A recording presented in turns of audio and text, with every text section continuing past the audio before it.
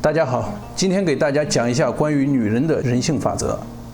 在社会生活当中，我想有很多女人并不真正的了解自己，很多男人也并不了解女人背后真实的逻辑。那就让我们来一起看一下女人有哪些独特的特征吧。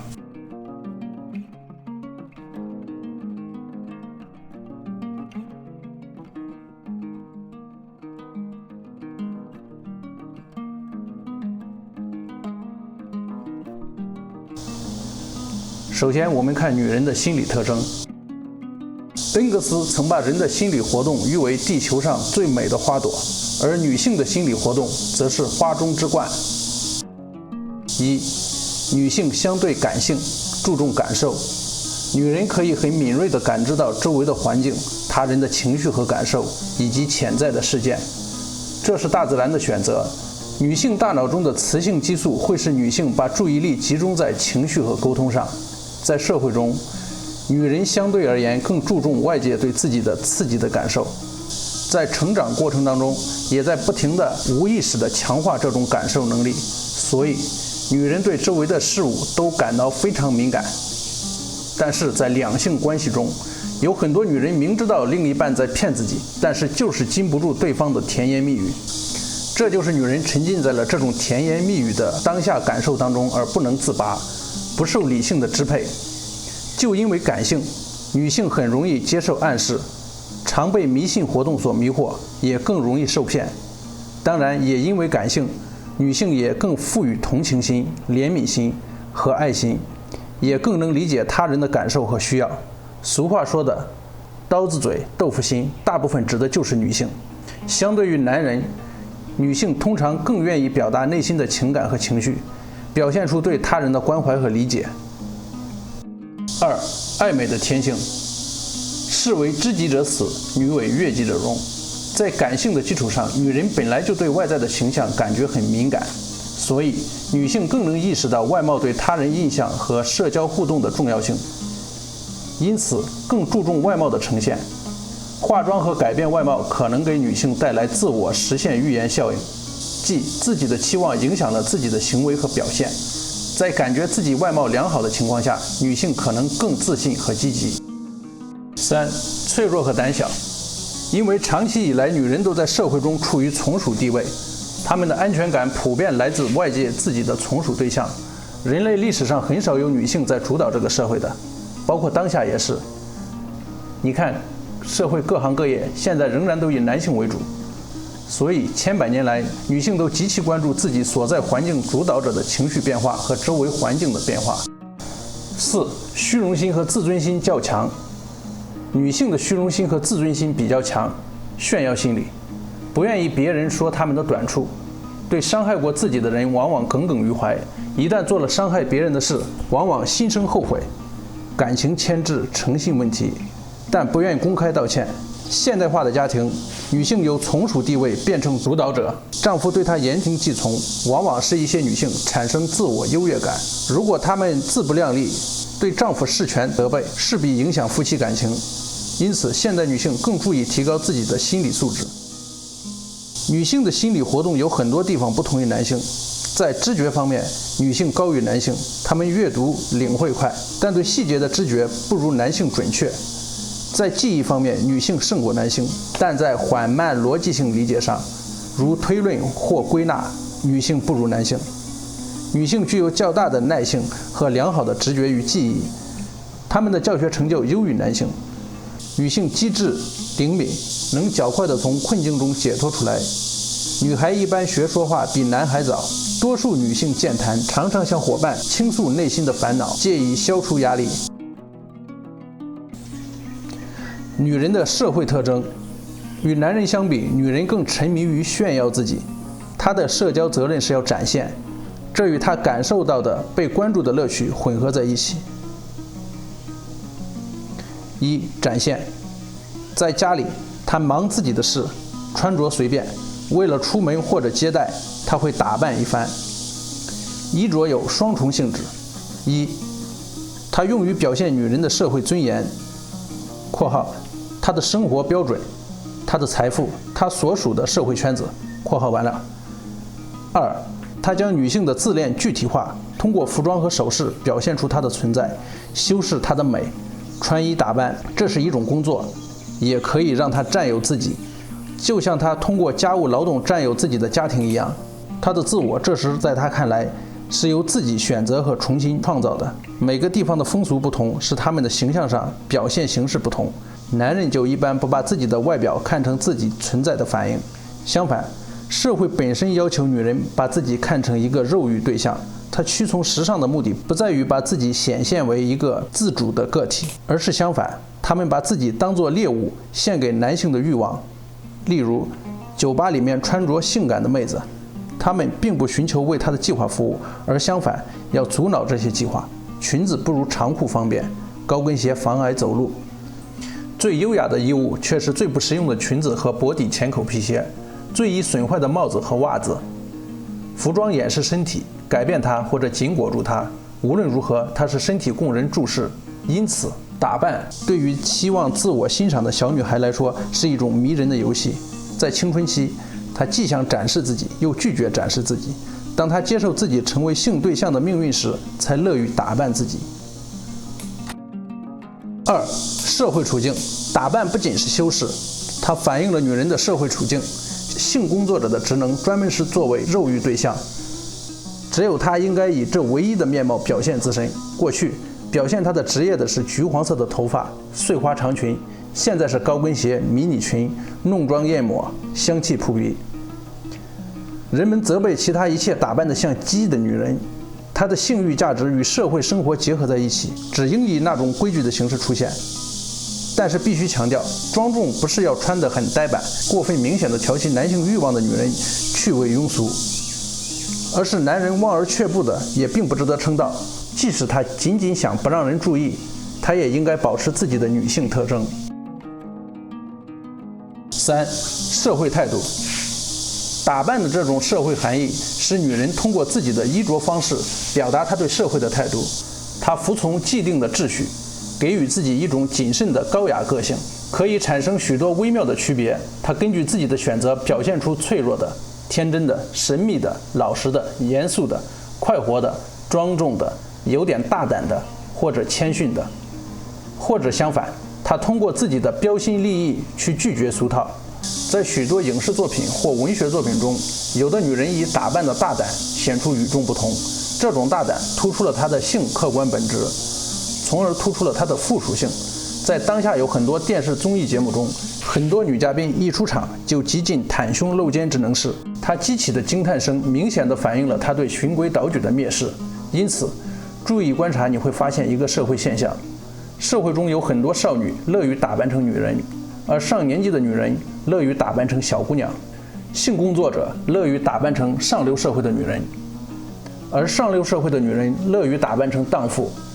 即便每个女人都按照自己的地位打扮，这里还有一种手段，人为和艺术都需要想象。不仅紧身衣、胸罩、染发剂、化妆品掩饰了身体和面孔，而且最少打扮的女人一旦盛装起来，就会凭感觉来行事。她像一幅画，一座雕像，像舞台上的演员，一个类似因素通过她暗示出一个不在场的主体，这是她扮演的人物，而并不是她。与一个不真实的、必然的、像小说主人公一样完美的对象，与一幅肖像或一座雕像的混合取悦了她，她竭力要在她身上异化，似乎是合乎情理的。之所以服装对女人来说具有如此大的重要性，是因为它可以在想象中同时把世界和自我给予她们。她的修饰和衣着的方式改变着她的内在价值。她那么重视化妆品、包包、丝袜的牌子，不是纯粹无价值的。保持自己的地位是不可推卸的责任。在美国，女工有很大一部分预算用在美容和衣服上，在法国，这个负担并没有那么沉重。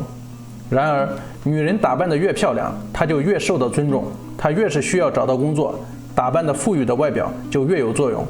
优雅是一件武器，一个招牌，一个自卫武器，一封推荐信。它也是一种束缚，它给予的价值是要报酬的。很多女人去卖淫，或者给人当小三被包养，都是为了维持这种外在的优越性的金钱需要。人们常说，女人打扮是为了激起别的女人的嫉妒，而这种嫉妒实际上是成功的明显标志，但这不是唯一的目的。通过被别人嫉妒或者赞赏，她想得到对她的美、优雅和趣味的绝对肯定，对自身的绝对肯定。她打扮是为了展示自己，她展示自己是为了使自己存在。打扮意味着马上出门或者接待客人。再说，这正是她的最初目的。女人穿着新衣服，从这个客厅走到那个客厅，她邀请别的女人去看她如何治理她的家，接待客人。为了满足客人的需要，就要创造出一些能推想到他们会喜欢的精美礼品。饭局变成了一种神秘仪式。女人都极为重视自己另一半对自己的赞赏，这一点也是和男人不同的。女性之间，每一个女性为自己振臂高呼时，她其实也是在为所有女性发声。玛雅·安吉罗。自出生起，小女孩们就在童话故事的甜言蜜语中长大，也在其中初尝竞争和嫉妒的滋味。童话女主角的救赎常来自营救她的人，通常是一位王子。白雪公主的继母则自恋无比且嫉妒心重，灰姑娘的继母的女儿们则虐待可怜的灰姑娘。听着这样的故事长大，如何信任其他女性呢？一、女性之间的相爱相杀。长期以来，人们都认为女性之间的关系令人瞠目结舌，她们相互嫉妒，相互批评。如果有人邀请两位女性说出彼此真实的看法时，她们最终会陷入一团混战，互相拆台。她们之间的情谊随着时间的流逝呈现不同的状态。高中时期的友谊强烈紧密，20多岁和30多岁时的友情则更轻松，但仍然充满友爱。女性之间的比较，事无巨细地与别人攀比是一种糟糕的习惯，它只会将一个人的自信碾得粉碎。大多数女人都会否认自己会和别人比较。我们熟悉这样的场景：和男朋友出去溜达的时候，你注意到一个符合男性审美的美女，你的男朋友也多看了她几眼，比较的醋味马上就会在你心中蔓延，而且是不受控制的。女性之间的友谊，女人保持或建立起的女性友谊对她们来说十分宝贵，这种友谊与男人之间的关系截然不同。女人由于封闭的自身的共同命运中，通过内在的一种共谋连接在一起，她们争先恐后的讨论，首先肯定他们共同的天地，他们不进行观点的讨论，他们交换体己话和食谱，嘲笑他们男人的欲望或者笨拙，他们比较自己的体验，怀孕、分娩、孩子生病、自己生病、家务事，这些变成了人类历史的基本事件。他们的工作不是一种技巧，在相互交流食谱和做家务的诀窍时，他们给予这样做，以建立口头传统上的秘密的尊严。伴侣之间，循规蹈矩的结果是全世界都爱你，除了你自己。丽塔梅·布朗。一、感情和性。和男人不同，绝大多数女人的性一般情况下是建立在感情的基础上的。这里排除性工作者，完全没有感情的性也得要有好感才行。一个男人和一个女人之间的行为，如果既没有强迫又没有感情，是不可能发生的。不少女性都讲述过这样一种感觉：如果和有感情的男人一起，她们会喜欢性；如果和没有感情的男人在一起，性生活就变得索然无味，甚至是一种羞辱。二、感情和婚姻。有关感情和婚姻的关系，有一项前苏联的调查称，越是因为爱情而结合的婚姻越不幸福。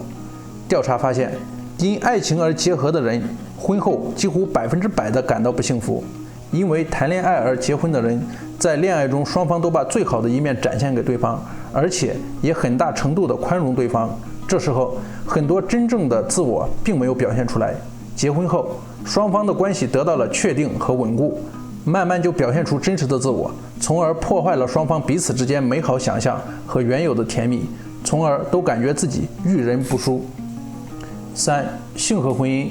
在人们的印象中，性生活质量是影响到婚姻质量的最重要的因素之一。情况果真是这样吗？性是婚姻的重要理由，爱的基础是生理需要，是本能的宣泄。我很同意大学时一位外教的观点，我问过他，结婚对他意味着什么？他说 ：sex。有一种观点认为，性的和谐是婚姻质量中最重要的因素。女人的优势，虽然这些优势在大多数女性当中都有所体现，但个体之间仍然存在差异。每个人的优势和特点都有独特性。一、善于沟通。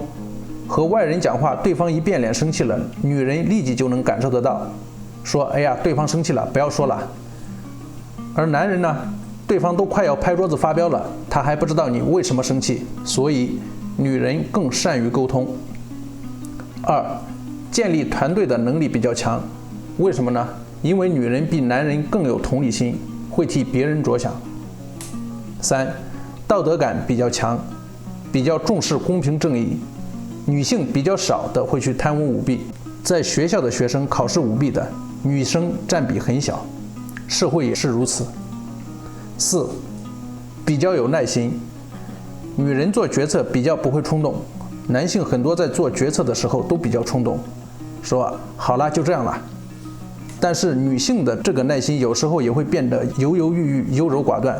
在很多时候，你也许听到周围男人之间批评对方的时候，会说：“怎么像女人一样犹犹豫豫的？”五、善于观察周围人的情绪。在发现有人情绪不好的时候，女人会比较善于去安慰别人和鼓舞别人。谢谢观看，如果你喜欢这个视频，请订阅我的频道并点赞，以获取更多精彩内容。